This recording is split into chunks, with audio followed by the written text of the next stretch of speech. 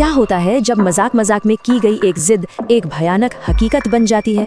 आज की कहानी एक ऐसे ही गांव की है जहां विज्ञान और अंधविश्वास के बीच की लकीर पूरी तरह मिट गई। तो कहानी हमें ले जाती है झारखंड के राज धनवार गांव में। यहाँ एक पुराना जर्जर पुल है। अब ये कोई आम पुल नहीं है। गांव वाले फुसफुसाते हैं कि यहाँ आत्माओं का बसेरा है, और इस डर को और भी गहरा कर देता है पुल के ठीक नीचे बना शमशान घाट। इस कहानी के सेंटर में है दो दोस्त, निर्मल और दीपक। दोस्ती तो पक्की थी, पर सोच एकदम अलग। निर्मल जो शहर में पढ़ता था, विज्ञान और लॉजिक की बातें करता था, और दीपक जो गांव की मिट्टी में पला बड़ा था, वो पुरानी कहानियों और अनसुनी ताकतों पर यकीन करता था। सब कुछ एक छोटी सी बहस से शुरू हुआ।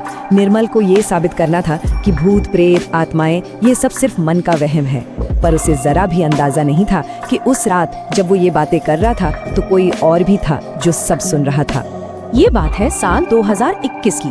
होली की छुट्टियां थीं। निर्मल जो बोकारो के एक हॉस्टल में रहता था, अपने गांव आया हुआ था, और यहीं दोस्तों के बीच एक शाम की मामूली सी बातचीत में एक बहुत ही खतरनाक फैसले की नींव रखी गई। तो हुआ यूं कि उस शाम दोनों दोस्त उसी पुल पर बैठे थे।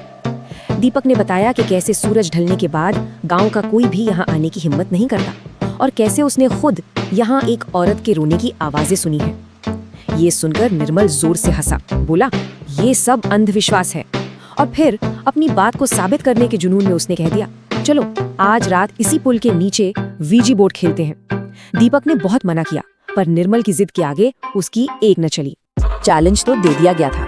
निर्मल कहीं से एक वीजी बोर्ड का जुगाड़ भी कर लाया। वक्त तय हुआ आधी रात का, जब पूरा गांव सो रहा हो, और जगह वही शमशान घाट जहां दिन में भी लोग जाने से कतराते हैं। उन्हें क्या पता था कि वो सिर्फ एक खेल नहीं, बल्कि अपनी किस्मत से खेलने जा रहे थे। आधी रात का सन्नाटा, माहौल में एक अजीब सा डर घुलने लगा था। दीपक का दिल तो जोर जोर से धड़क रहा था, पर निर्मल अपनी जिद पर अड़ा था। उन्होंने बोर्ड रखकर सवाल पूछा, क्या यहाँ कोई है? 20 मिनट तक खामोशी छाई रही, और फिर अचानक उनकी सांसें थम गईं। कांच धीरे से खिसका और यस पर आकर रुक गया। जिस पल कांच हिला, निर्मल का सारा विज्ञान, सारा लॉजिक, सब हवा हो गया। वो दोनों एक दूसरे पर इल्जाम लगा ही रहे थे कि धड़ाम से एक बड़ा सा पत्थर उनके ठीक पास आकर गिरा, जैसे किसी ने ऊपर से फेंका हो, और अगले ही पल निर्मल की नाक से खून बहने लगा। बस फिर क्या था, दोनों डर के मारे भागे।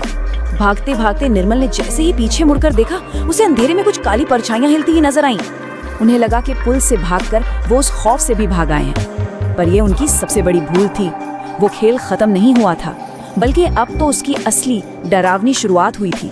जिस ताकत को उन्होंने बुलाया था, वो अब उनके पीछे पीछे उनके घर तक आ चुकी थी। अगली सुबह दोनों तेज बुखार में थे, पर असली डर की बात ये थी कि दोनों ने रात में बिल्कुल एक जैसा सपना देखा था, और ये तो सिर्फ एक शुरुआत थी। अगली रात निर्मल जब सोकर उठा तो उसकी शर्ट फटी हुई थी और बाहों पर गहरे खरोंच के निशान थे। वहीं दीपक ने अपने टखने पर किसी बर्फीले हाथ का स्पर्श महसूस किया, और बिस्तर के नीचे गीले पैरों के निशान पाए। साफ था वो अब अकेले नहीं थे। और फिर निर्मल का सामना उस चीज से हुआ जिसे वो कभी नहीं भूल सकता। एक रात वो हॉरर फिल्म देख रहा था कि तभी उसे पास के शीशे में कुछ नजर आया। उसके अपने अक्स के ठीक ऊपर एक काला साया बैठा था, जिसकी आंखें लाल थी और चेहरे पर एक डरावनी शैतानी मुस्कान थी। उसे देखते ही निर्मल की चीख निकल गई। अब तक दोनों दोस्तों की हिम्मत पूरी तरह जवाब दे चुकी थी। उनका विज्ञान, उनका तर्क, सब कुछ फेल हो चुका था। वो समझ चुके थे कि उनका सामना किसी ऐसी चीज से है जो उनकी समझ से बहुत परे है। डर और लाचारी में उन्होंने आखिरकार मदद मांगने का फैसला किया। उन्होंने रोते रोते सारी कहानी निर्मल की दादी को बताई। दादी पहले तो बहुत गुस्सा हुई, लेकिन फिर जब उन्होंने लड़कों के डरे हुए चेहरे देखे तो समझ गईं कि मामला गंभीर है। वो समझ गईं कि इसका इलाज डॉक्टरों के पास नहीं मिलेगा। वो उन्हें सीधे गांव के ओझा के पास ले गई। ओझा ने उन्हें देखते ही मामला भांप लिया। उसने बड़ी गंभीरता से कहा, तुम दोनों पर 2 डायन का साया है। फिर उसने झाड़ू से कुछ रस्में की और उन्हें बचाने के लिए 2 तावीज दिए। साथ में एक सख्त हिदायत भी दी, रोज हनुमान चालीसा पढ़ना और रात में अपने चारों तरफ नमक का घेरा बनाकर सोना। लड़कों को लगा कि चलो अब सब ठीक हो जाएगा। तवीज और मंत्रों से उन्हें हिम्मत तो मिली, पर जिस ताकत को उन्होंने छेड़ा था वो इतनी आसानी से पीछा छोड़ने वाली नहीं थी। जब वो लड़कों को कोई नुकसान नहीं पहुंचा पाई तो वो और भी ज्यादा गुस्से में आ गई और उसने एक नया आसान निशाना ढूंढ लिया। अगली सुबह घर में एक बहुत बड़ी अनहोनी हो गई। निर्मल के दादाजी, जो कल तक बिल्कुल भले चंगे थे, अचानक बहुत ज्यादा बीमार पड़ गए। उनकी हालत इतनी तेजी से बिगड़ी कि शाम होते होते उनकी मौत हो गई। पूरा परिवार सदमे में था, पर निर्मल के दिल पर एक भारी बोझ था। वो जानता था कि ये सब उसी की एक जिद का नतीजा है। दादाजी के अंतिम संस्कार वाली रात घर में मातम पसरा था। निर्मल सो नहीं पा रहा था। तभी रात के करीब 2 बजे किसी ने जोर जोर से उसका दरवाजा पीटना शुरू कर दिया। ठक ठक ठक। आवाज इतनी तेज थी कि निर्मल का खून जम गया। उसने हिम्मत करके दरवाजा खोला, पर बाहर कोई नहीं था, सिर्फ सन्नाटा। अगली सुबह निर्मल ने ये बात घर वालों को बताई। तब उसके पिता ने घर के बाहर लगे सीसीटीवी कैमरे की फुटेज चेक करने का फैसला किया। उन्हें लगा शायद कोई मजाक कर रहा होगा, लेकिन उन्हें जो सबूत मिला उसने उनके पैरों तले से जमीन खिसका दी। फुटेज में जो दिखा वो दिल दहला देने वाला था। रात के ठीक 2 बजे निर्मल के मृत दादाजी उसके दरवाजे पर खड़े थे। उनका चेहरा अजीब तरह से बिगड़ा हुआ था और वो पागलों की तरह दरवाजा पीच रहे थे, और उनके ठीक पीछे वही 2 काली डरावनी परछाइयां खड़ी थी। ये ऐसा सच था जिस पर यकीन करना नामुमकिन था, लेकिन वो उनकी आंखों के सामने था। अब परिवार के पास एक ऐसा सबूत था जिसे कोई झुठला नहीं सकता था।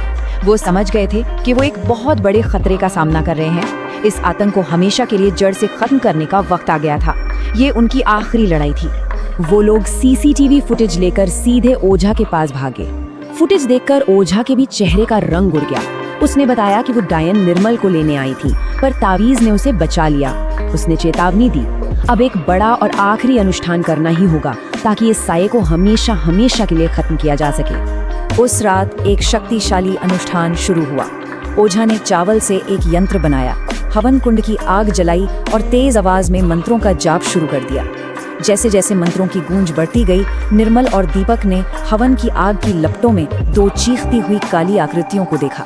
कुछ पल तक वो तड़पती रहीं और फिर धुएं में मिलकर हमेशा के लिए गायब हो गईं। आधी रात तक ये पूजा चली। आखिरकार ओझा ने ऐलान किया कि श्राप टूट चुका है, अब वो दोनों पूरी तरह सुरक्षित हैं। उस दिन के बाद उनकी जिंदगी में फिर कभी कोई अजीब घटना नहीं हुई।